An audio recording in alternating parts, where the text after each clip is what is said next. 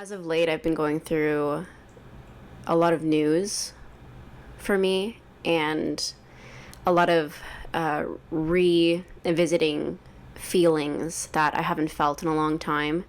And it's uncomfortable. It's humbling, to say the least. I think being new at anything, it feels embarrassing. And I think that's something that I've been telling people recently. Like, I've started a new job and I've moved into, a new place, and you feel like a baby all over again. And especially coming into adulthood, it almost feels embarrassing to just not know how things work. And I think that that's something that we all pretend to know. We all pretend like we all know what's happening. We all follow these unwritten rules that we're supposed to know. And when you don't understand, like, there's a level of shame that comes with it. There's a level of, feeling dumb. My biggest experience recently was starting a new job. Really put into perspective how my mindset wasn't helping me, and it wasn't feeling like I was on my own side. I feel as though, especially like amongst people my age and around my age, there's this level of self-deprecation that we all do, and it's jokes, and we're all doing it. We're doing it to build intimacy. We're doing it, to show like, I get you because I'm also dumb too. My friend showed me a video from, I think her name's Brene Brown, and it was about trust. One of the levels of intimacy that is false intimacy, she shared, was common enemy intimacy. So it's like this idea that, any relationship or friendship that's built on a common enemy is false. It's fake. It's not strong. There's no structure to it. And I thought about all the times where I tried to build common enemy intimacy with people while making myself the enemy. I, would mess up something, or I was airheaded. I would be like, oh, that was dumb of me. Like, I totally understand why you would be that way, because that was stupid of me. And instead, I could have said that in so many different ways, but instead, in that moment, I abandoned myself.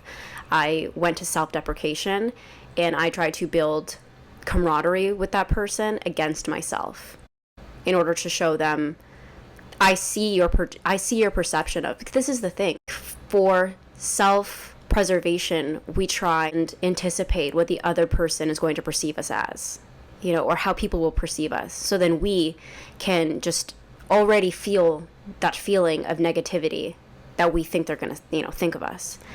And so in that moment, anticipating a negative perception because what I just did wasn't very smart, or, my brain glitched for a second, we immediately go into self-deprecation because we think, well, that they're going to think I'm dumb. So if I just say that I'm dumb, we'll just get it over with, and I can reclaim the word dumb, and then it'll hurt less when they say it because I've already said it. And I understand the self-preservation. I do it. I experience it. I just don't like it. Sure, you're creating intimacy with someone who maybe wouldn't have liked you had you not self-deprecated in front of them. They also don't like the part of you that you're self-deprecating. So you're trying to push away that part of yourself in order to get closer to someone who didn't even like that part of you. I don't know. There's a kindness that is lacking in all fronts in these situations. When you're new at something, you're new to a group, you're new to work, you're new to an experience. Like I said, with the people around my age, and this is obviously changing, with wellness being very positive right now and popular, and self-help and self-love, and I'm grateful for that. I am. But I feel like there is still a subset of people where if you're not jaded, if you're not negative, if you're not complaining, I can't relate to you. If you don't hate your life and yourself and the world around you, I can't relate to you. And I understand that. I think that's a very realistic way of looking at things.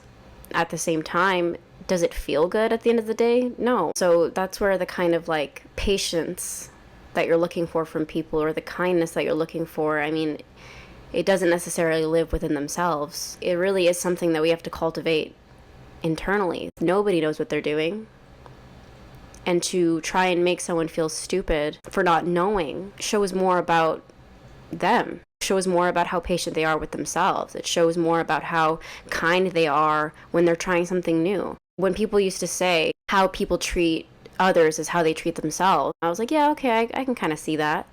But I truly get it now. My negative feelings around being new at something or not knowing something or not being as informed as the next person. My ego really trying not to feel less than, or really trying not to feel dumb. Just dumb. Understanding that you are not going to know a lot of things. You're only one human. You can only take in so much information at a time. There's a level of patience that you have to have with yourself and others. And I find that as kind of life continued, I lost that because I wasn't experiencing it from an external place. I wasn't experiencing that level of patience and understanding from people. So I was like, okay, screw that. And it got lost. And now I'm searching for it. And I realize, again, I have to cultivate it within myself. The idea of self-deprecation reminds me of the word self-defecation, which is hilarious. And I don't know where I got it from. I think just deprecation and defecation sound the same. Because those words sound so similar to me, I connect the two. Anytime that I'm self-deprecating, I'm essentially shitting my own bed. And the problem is, no one else is going to remake my bed. Nobody's going to clean this shit up. And nobody else has to deal with it because I'm the one sleeping in my bed. So when I'm self-deprecating or I'm saying less than positive things about myself to others, I'm not only using common enemy intimacy with them and abandoning myself, but I'm also shitting my own bed. Just dealing with the negative emotions of hearing my voice talk to my body in such a negative way in order to appease the people around me, in order to create camaraderie and connection, which is superficial at best. Biggest takeaway from this experience of being new at something and understanding my mindset around it is I no longer want to shit the bed. I no longer want to have to rechange my sheets every time I do. And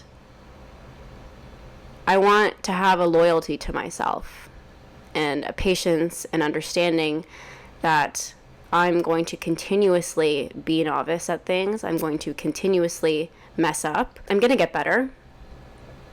And I don't need to tell people that, oh, I'm dumb today. I don't need to tell people that my brain isn't working, because it is. I just don't understand. And I'm learning that not understanding is okay, even if others don't have a positive reaction to me not understanding. That's okay. Because at some point I will understand. And then the next person who doesn't, I will be there to patiently and kindly allow them to slowly understand as well.